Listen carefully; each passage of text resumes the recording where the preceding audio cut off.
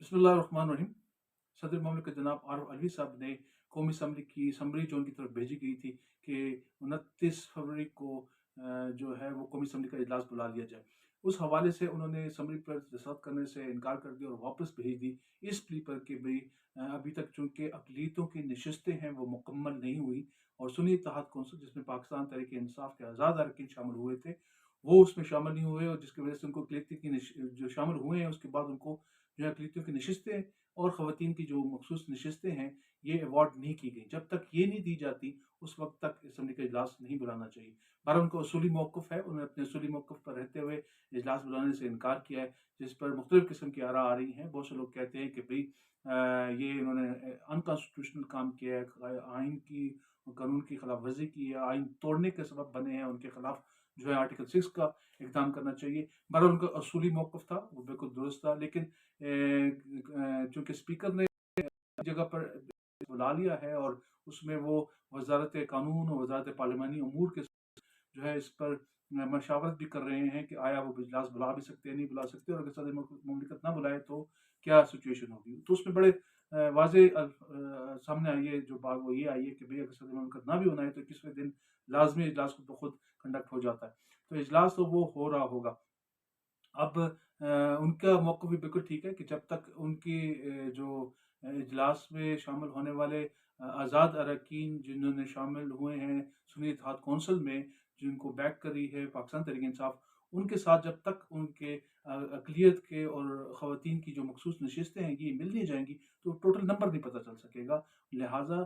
Speaker का और जो डिप्टी स्पीकर का और ऐवान का जो इंतख़ाब होगा वो गैर मुनासिब होगा, उसमें एक-एक वोट से बड़ा फ़र्क पड़ता है। 169 चाहिए वज़ीर-ए-आज़म के लिए खड़े होकर लोग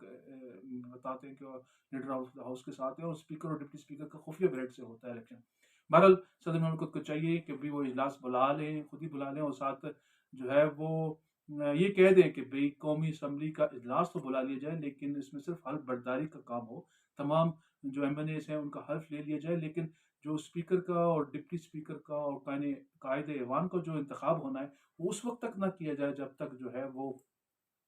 अक़लियतों की और ख़वातीन की इन दोनों की जो मखसूस नशिस्तें बनती हैं, वो तमाम सियासी पार्टियों में तक़सीम ना कर दी जाए, इंक्लूडिंग सुन्नी इत्तेहाद कौंसिल क्योंकि पाकिस्तान पीपल्स पार्टी और एमक्यूएम और पाकिस्तान मुस्लिम लीग नवाज़ को तो मिल चुकी हैं, सिर्फ़ सुन्नी इत्तेहाद कौंसिल के हवाले से ये बात अभी पेंडिंग रहती है। बहरहाल इसमें भी 2 किस्म की राय आ रही हैं कि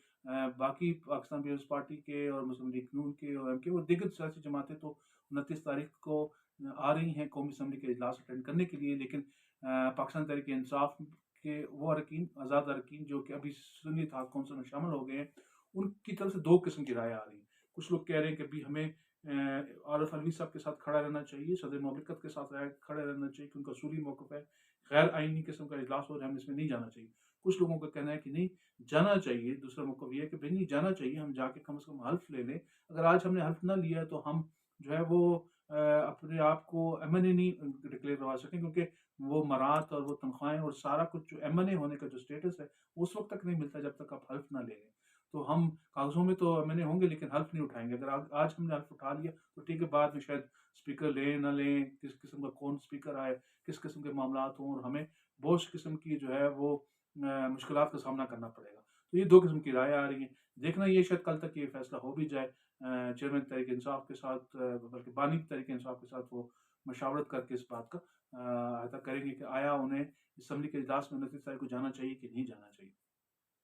बहरहाल ये इलेक्शन की जितनी भी सूरत हाल चल रही है, इसका ये है कि दुनिया के दूसरे जो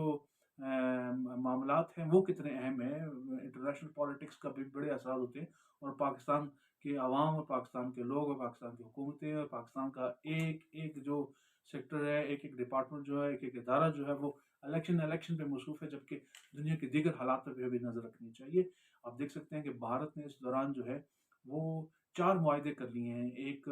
ओमान के साथ, कतर के साथ और सऊदी अरेबिया और ईरान उसमें शामिल है। और चारों दिफ़ाई मामलात के उनके साथ इक़दामात हैं और उनके साथ वो मुख्तलिफ़ किस्म के मुआहदे किए हैं और जो सऊदी अरब के साथ वायदा किया है वो 8 फरवरी को किया है इंडिया ने। इसके साथ-साथ आप ये भी देखें कि इंडिया का जो सबसे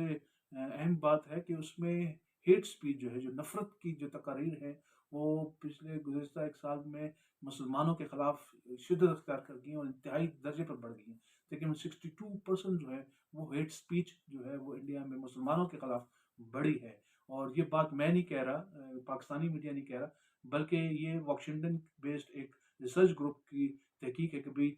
662 ایسے 668 ایسے جو انسیڈنٹس ہوئے ہیں پچھلے سال، وہ جو مسلمانوں کے خلاف ہیٹ سپیچ کے منعقد کیے گئے ہیں پورے بھارت میں۔ اور اس میں خصوصی طور پر ان اسٹیٹس میں زیادہ ہوئے جہاں پر بی جے پی کی حکومت ہے، نریندر مودی جس کے وزیر اعظم ہیں، جس پارٹی کے لیڈر ہیں، ان علاقوں میں زیادہ ہیٹ سپیچ نظر آئی ہے جہاں پر کہ بی جے پی کی حکومت ہے۔ اور یہ تقریباً 498 ایسے کیسز ہیں جو ان اسٹیٹس میں ہوئی ہے جہاں پہ بی جے پی کی حکومت ہے، اور تقریباً یہ 75% آف دا ٹوٹل کیسز بنتے ہیں۔ اور ان میں مہاراشٹرا، اتر پردیش اور مدھیہ پردیش، یہ کچھ ایسے اسٹیٹس ہیں جو ٹاپ آف دا لسٹ ہے جہاں پر کہ اتنے زیادہ یہ کیسز ہوئے ہیں۔ 2014 کے بعد مسلمانوں کے خلاف اور دنیا اور دیگر جو انڈیا میں رہنے والے بسنے والے جو منورٹیز ہیں، دیگر اقوام ہیں، ان کے خلاف یہ ہیٹ سپیچ یا نفرت انگیز کی گفتگو، باتیں یا تقاریر زیادہ ہونے لگیں، کیونکہ نریندر مودی بھارت کے وزیر اعظم بنے ہیں اور 2014 کے بعد۔ اس کے بعد یہ دوبارہ بھی منتخب ہوئے تھے اور 2 ٹرمز مکمل کر چکے ہیں، اور ابھی 2024 میں بھی کبھی امکان ہے کہ شاید یہ دوبارہ بھی منتخب ہو جائیں۔ اور ان کا جو ایک قسم کا